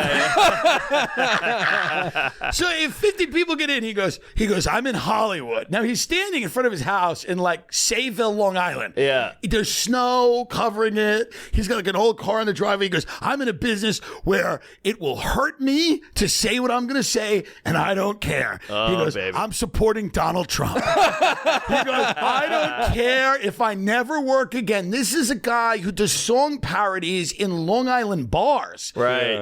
Not one person thought he was doing anything but supporting Donald Trump. He's like, and it hurts me to business. He goes, I don't care if I work. He goes, I don't give a shit. He goes, I'm going to hear from people in Hollywood that this is not good for my career. my But he goes, I'm God. supporting Trump. And it's just like, is he happy? That's what I'm asking. And he might be. he seems stressed to make that announcement. Yeah, he Yeah. might be, or he might be stressed. But then I think he gets in his car and he goes, I don't give a fuck. yeah, I'm Lenny Bruce. I don't care about anything. I told him I'm supporting Trump. Well, there's the flip side of that of the girl who's like, racism is Right. evil. And you're like, all right, we were in Brooklyn. We all agree with you. You're not a hero. No one's, even racists don't think they're racist. Right. The, Yeah, the KKK true. are just like, we're a community. We just Yeah. Yeah, hang we're out. doing the right thing. We're preserving tradition.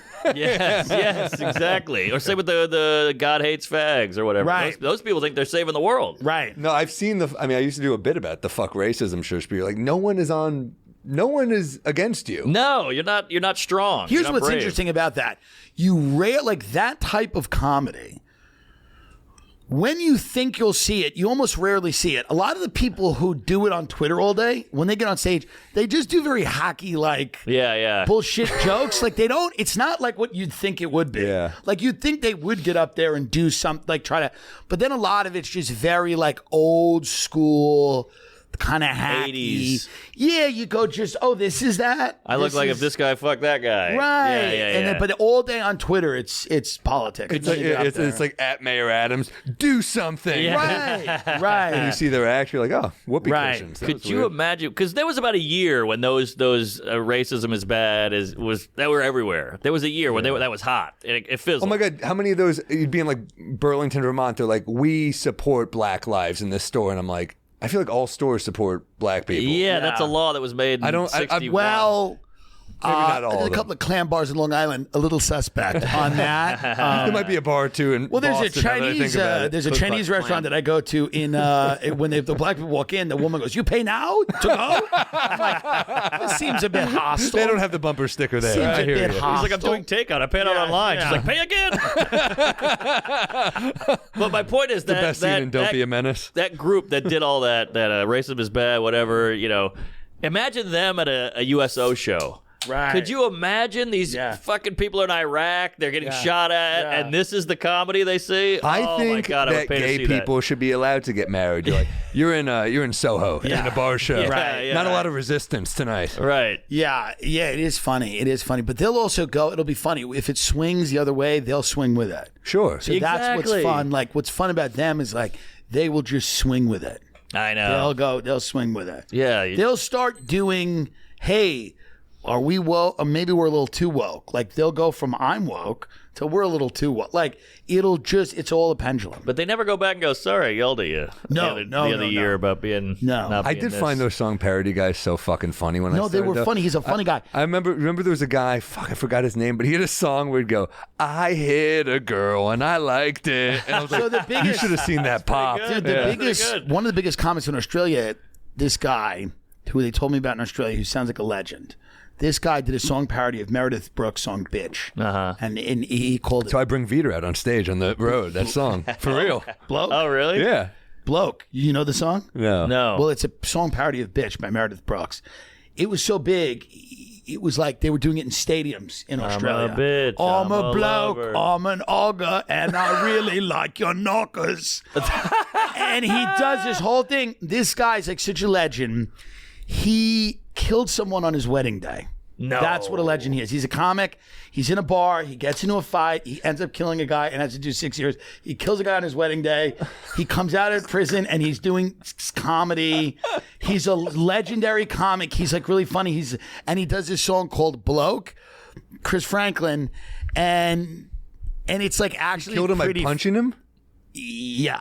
A few times. I maybe. killed a guy and I liked it. But this is play a little bit of this because this is actually a funny song parody. I'll tell you something, he killed that tune. Oh, yeah. How many views is that? I don't know, but he's selling out he's a now. Well, this was back in the day, and they would show up to like he did it in like the AFL Stadium or something in Melbourne, like this massive like 80,000 people. It was crazy. Wow, and the whole audience is singing it And they're all going, I'm a blow, so it's like interesting. Australia's a really interesting place. It is. You're there and you're like, I love it. And then there's moments where you go, is everyone retarded? Like, I know. It's just, you don't know. It's interesting. I messaged you about it recently. I told you, you're going to like it. I have every restaurant you should go to. All right. If you're in a zoo, It's fun. I've got You zoos. feel I very am in a detached, zoo. too. You're like, I'm on the other side of the world. No one can get to me. Yeah, it's kind of interesting. And then are you doing New Zealand? I'm not. Okay, because it's That's fun even to more make detached. Because you go, then 4 hours to Auckland, New Zealand. Then you're in New Zealand, and then 4 hours on a plane south of that is Antarctica. Wow. It's over. You're the furthest in the South Pacific you can go. Yeah. And then is Antarctica. So there's, I love it. Like I always go, like I've gone now twice, and I go, I'm never doing it again every time I do the flight. Yeah. And then I just always go back. It's fun. It's one of those things where it's like I really like it when I'm there, and I love the comics. Like Nick Cody's great, Luke The Keggie's flight great. from LA sucks. I mean, I'm going from New York. I'm fucking dreading that shit. I mean, it's a bitch. that's by the way, that's inhuman. How are you? Are you laying over in LA or something? Yeah. Yeah. Or SF. Put a day. Are you doing it all in one day? No, just get it over with. Just get it Okay, over yeah, with. That's what I maybe. did. I'll pop a muscle relaxer on the second one. I'll knock out. And you got Yeah. movies, you got food. Well, you so know. what's interesting is I stayed up like a whole day. I go in. She's like, we can serve you the food whenever. I go, I'm just going to conk out. So I conked out. I wake up and I'm like, shit, I've been asleep 6 hours. I'm like, that's great. I woke up to her. I go, well, that's really good. I've never slept 6 hours on a plane. She goes, yeah. She goes, we're doing good. She goes, we only got like 9 hours left. Oh, my So then God. you're like, oh, this is, and then you look at where you're over and it's like the Mariana Trench. Yes, You're not over yes. anything. You're like, God, I hope the plane's working. I know, you feel lost. Those flights over the Pacific, you're like, I really hope everything's in working order. That's when you need that guy from Mohegan to cry on you. And we hit turbulence. You're like, I need a dad right now. And we hit turbulence in them, and you're like, it's turbulent, and you're in the, but they're just like, it's normal, it always happens. And you're in a Boeing 777, which is a beautiful plane. Oh, yeah. It's the best you can get, stunning. I did New Zealand. I did Auckland, and it was the wildest crowd I've ever had. They're great. They're great. It was Yeah, they're awesome, good. but they threw drugs on stage. Oh, interesting. I do a Q&A at the end. They yelled shit out where I was like, I'm offended. No, You know, it's they are, crazy. It's like it's the end of the world. Yes. You're at the end of the world. They call it. It's an island of volcanoes. Right. I mean, they're all just sitting there waiting for the big one. So it's kind of amazing. And there's beautiful parts. Like the nature there is Oh, unreal. dude, They it's shot Lord of the Rings. Lord of the Rings, Jurassic Park. But then I stayed by the casino. Yeah. Woo! Yeah, because it's you know what dicey. it is? It's a certain type of person that you like. There's a native in their blood. Yeah, there's they have some, and it's like they have a squawking voice. It's like, and it's something weird starts to happen with the booze and like their medulla oblongata, like the back of their neck, and the way they're like, it's like a different kind of bird. You're like, this is like a weird. It's a weird group. It's a weird group, but I'm into it. They're very different, even though they look. It's similar in a way, but it's off. There was a show called Sliders in the 90s. I remember that. With Jerry O'Connell. Oh, yeah. The time travel. And Sliders was, and Louis kind of talks about Australia like this too, where you're there and you're like, it's almost our world.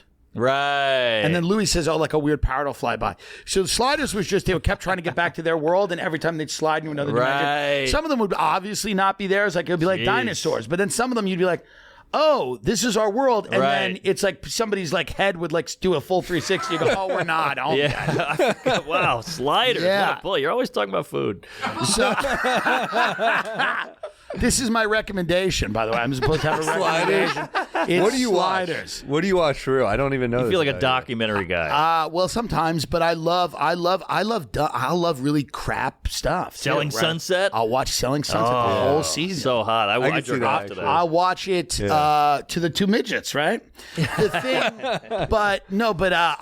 I'll watch like Santa Clarita Diet. Where like Drew Barrymore is like a zombie. I'll also watch the great things, The Wires, The Sopranos, that House of Cards, first couple of seasons, but like Bloodline's good on Netflix. You know, Netflix Bloodline. original. That's a good with Ben Mendelsohn, who's great. Oh, he's good. He's one of the best actors, and Bloodline is really, really good. If you haven't watched Bloodline on Netflix, it's slow, but it's good. Sissy Spacek, Kyle Chandler, Ben Mendelsohn, Linda Cardellini. Nice. It's a really good show. And I love Florida, so to me, I can kind of just watch a show about I do kind of love Florida, too. Dude, Florida's by the People way, make fun of me for how often I gig there. Is there our New anything Zealand. better than after Side Splitters, a nice rain?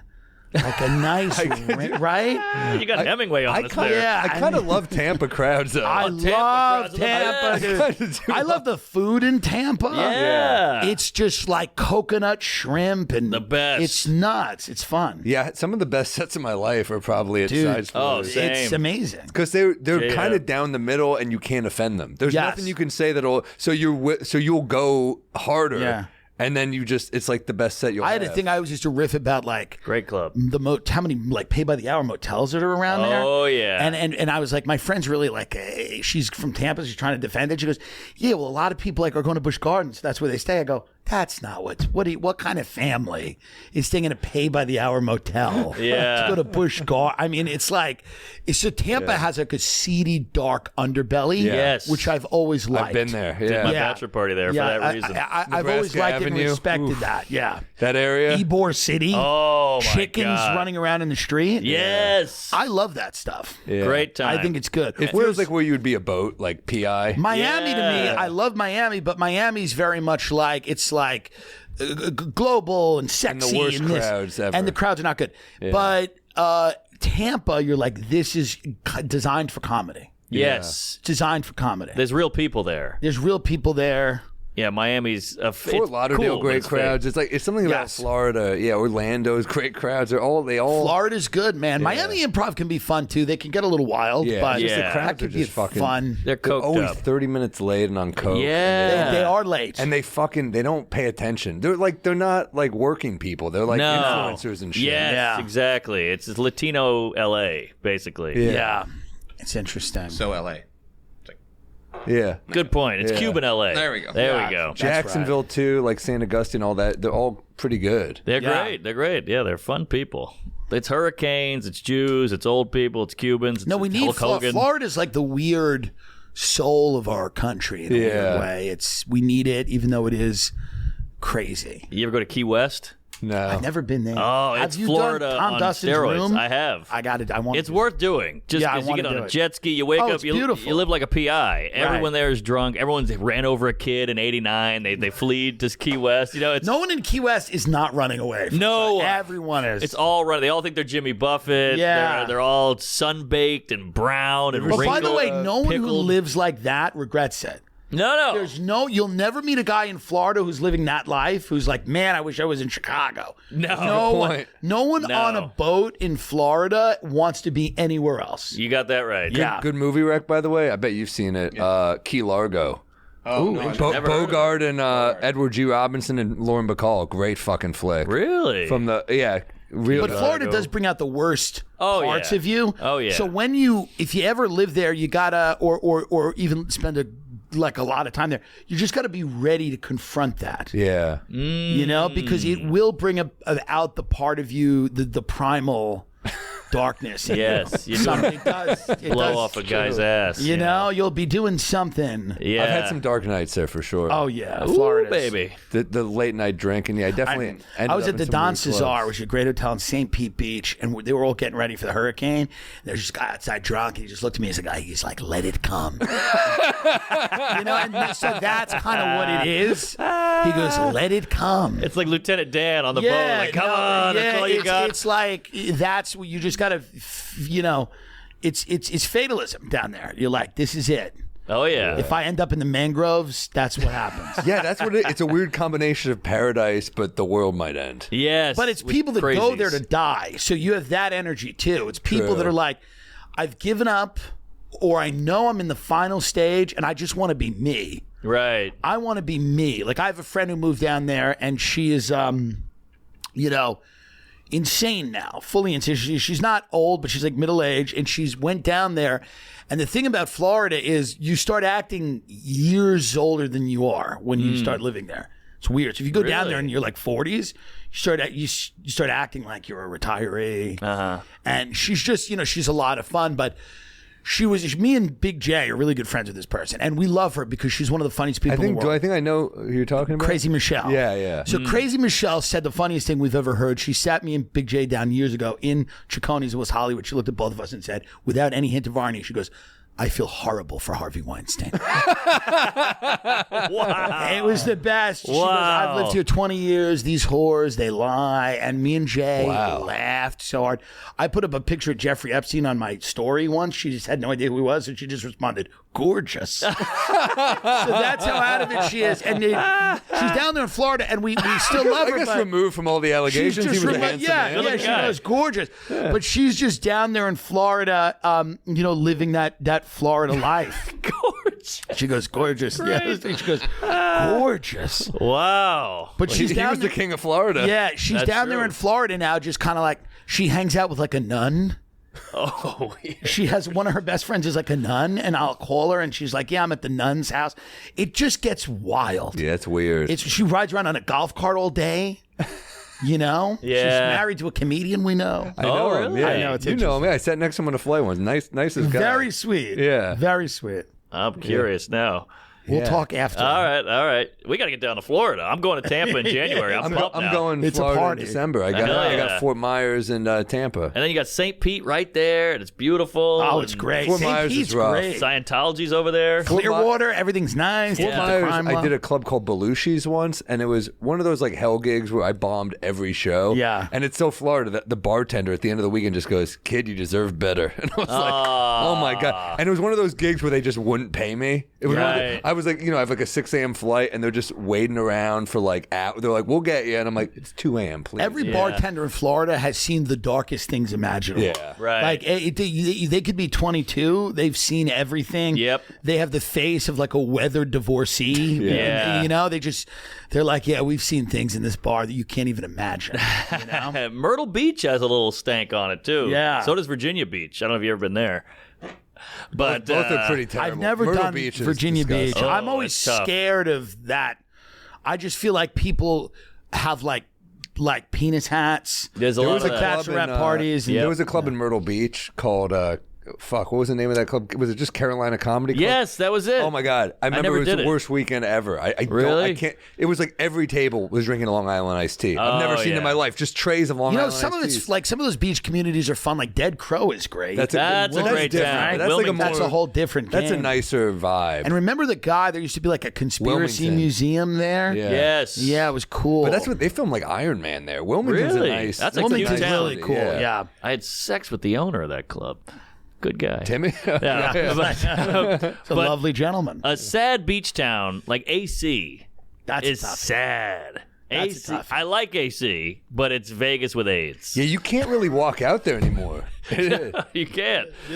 Even the seagulls kind of look like they have AIDS there. Yes. It's rough. Everything's dingy. No one's fucking painting Atlantic anything. City is no one there is up to anything good. No. No. You ever tried one- to get I had to get a prescription filled there once. Oh. It's The Walking Dead. You want to talk about It's crazy. fucking Mike dangerous. Lawrence's bachelor party. Me, Scott Chaplin, Sean Donnelly, Mike Lawrence. Yeah. In the what was it? The one that closed down, the Showboat or something. yeah. The one that was like clown themed. Yeah. And it was it was just tough. Why would he do it there? And Racine, I think, was there. I don't know. He just wanted to see Atlantic City. You know, Yikes. Mike, it was like darkly poetic. Yeah, of course. You know, like. Of course. We were talking about Mike the other day. He's kind of a savant. I mean, he brilliant. Brilliant. Joke writer. Brilliant. Yeah, he's really a funny fucker. What about Off the Hook? I know that you're not a. I hate it. That was the worst weekend. I've maybe never ever. done it. I haven't either. I had a horrible time there. It was one of those weekends where they just wouldn't. I couldn't. R.I.P. Eric Myers, who was opening for me that Yeah, weekend. he was great. Really killed funny him. guy. Oh my god. Talk about how did bad it. the weekend was. He was burying me too. I mean, he was like high energy, and a lot of his jokes were like "young people suck," and I'm like, I'm not going to be able to follow that. Right, right. I mean, it was murdering. Yeah. I mean, murdering is as much you could do it with him. Hilarious guy. I remember going up. Yeah, he was He was really very funny and a very nice guy. And oh my god, was I bombing? It was like. It was one of those gigs where you're like, all right, well, I'm just going to fucking play the greatest hits. Fuck it. These are all my best jokes I've ever written, the most broad jokes. Yeah. These all worked on late night. These all, you know, Right. and I'm still bombing. It's like, Yeah. it's one of the things where I'm like, I can't, you just feel like you're drowning the whole set. Yep. And I remember wishing death on multiple old men. It was horrible. Yeah. And they just don't, it wasn't. It's tough, and then you're like, you Naples feel is like bad.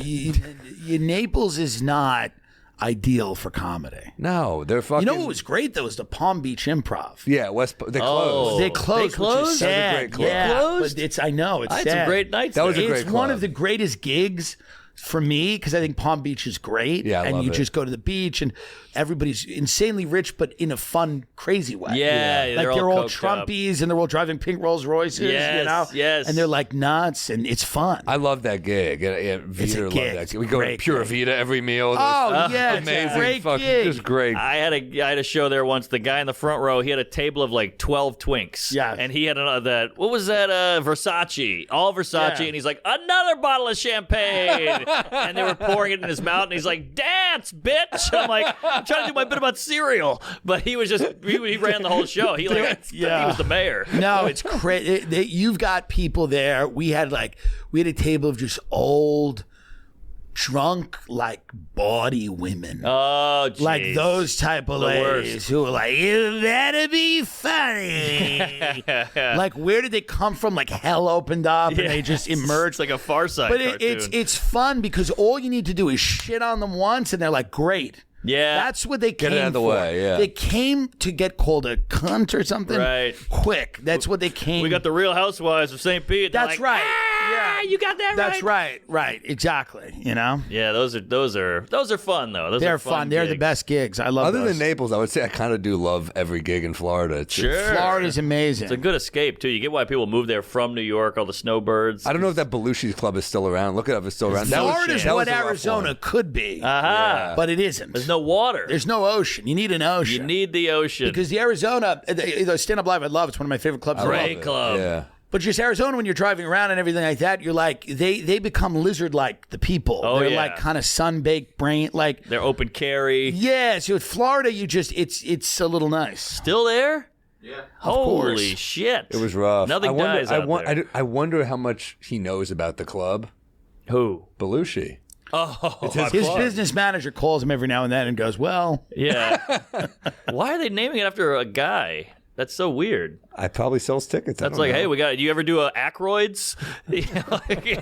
In Akron, we got Ackroyd's over here, and we got. have you done Brad Garrett's? Have you done any of like the named after a comedian club? I did the Kimmel. I popped it on the Kimmel Club once, and that's pretty good in Vegas. Garrett's is a famously decent one. I hear a great guy. Yeah, he's probably a great guy. I've never been there. I've never seen any of those. What a horrible idea to open a comedy club as a funny guy. Yeah, that seems you got to do inventory and deal with I will say watching people. Joe do it was interesting because Oh shit, he Joe. was able to. Good point. Well, he's a zillionaire. Well, yeah, because he had the money to do it exactly the way he wanted. And he goes up there. And he goes up there, and it's such a better, like, it's amazing. Instead of being on the road forever, it's just got his family. It's like, oh, I have a club. I can go do work. It's really cool. It's kind of a secret weapon. He's doing 2 hours a night on a Tuesday in front of a full house. I gotta get there. You haven't been there? Every weekend they offer me. Every weekend they offer me. I'm booked till I tape. Yeah. I'm like, I'll do weekdays, but they're like, it's just you weekends. go. It's just a scenic casino in the back. Everybody's sitting having like an Italian dinner in like the back. You come in, everyone looks. You're like, okay, New York guy. It's about time. It's about time. I want to do it. But yeah, where are you gonna be? I know you got Carnegie Hall tomorrow. That's tomorrow. Yeah, in December. This comes out December, right? Oh wow, nice. I love that. I have to do a topical thing, so I can't ever get ahead. Oh, you gotta bank. I can't bank. I have to do topical. December, go scroll down. I have no idea. Yeah, December, Detroit, nice. Toronto, the Mothership, there you Columbus, Bethlehem, and Washington D.C., Ohio, San Antonio, Dallas, Atlanta, St. Louis, Indianapolis, and Boston, Foxwoods. AC, rounding it out. Rounding it out, AC, with no material. I don't know what I'm going to do. It's like... Something will happen in the world. Something will happen in the world. I heard you were doing the Apollo. Yeah, well, I'm waiting. I'm coming back. We're not doing that. It's not right. I miss some of those dudes. Where is he? I don't know. He's around. All right, what do you got there, Freddie? I just got, Tampa, as I said, Fort Myers, Buffalo, Springfield. Springfield, Madison, Philly, Dania Beach, Omaha, Dallas, OKC, Irvine, Salt Lake City. When you're in Irvine, we'll hang out. There we go. Let me know because no one ever comes to LA anymore. I'll be there, and and then I'm taping in Boston. I'll drive down to Irvine because it's not that far. That'd be great. Yeah, let's hang, please. There's some good restaurants down there. It's fun. You can have fun there. Yeah, I love that room. It's funny when you drive to Irvine, that Orange County. There's a line where the roads get better. Yeah, there's plants everywhere. Right. The buildings are prettier. All right, hey, what do we got here? Crest in Sacramento. We added a show. Omaha, Kansas City, Norfolk, Baltimore, Birmingham, Shreveport, Tampa, Jacksonville. Coming to Florida, baby. Columbus, Indianapolis, New York at the Beacon. Houston, San Antonio, Texas, Salt Lake, MarkNormanComedy.com. Check it out. Get some Bodega Cat. Listen to Tim's podcast. Please. It's hilarious. One of our faves. I was really happy when I had it in town, dude, man. thank you for having me. Yeah, thanks for doing it. And Winnie's still kicking. Pissy Elliott. She's still kicking, man. And how old is she? 16. She's very sweet. Thanks a lot, folks. Good night. Oh, dude. That was fun. That was good. That was a good one. Sunday